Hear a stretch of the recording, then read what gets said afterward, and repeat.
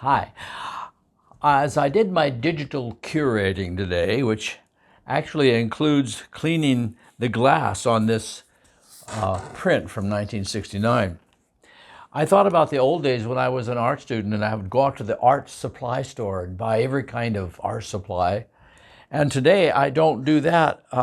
If I were still a student, and in a way I am, it's the year 2021, 50, 60 years later, I go off to the internet and I buy all the near field communication chips that I can get my hands on, or these cards that are near field communication cards that are for playing cards, artist trading cards, or stick-on types of NFCs.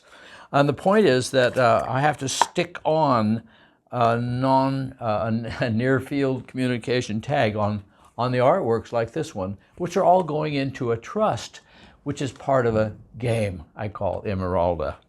So many thoughts cross my mind when my hands are busy.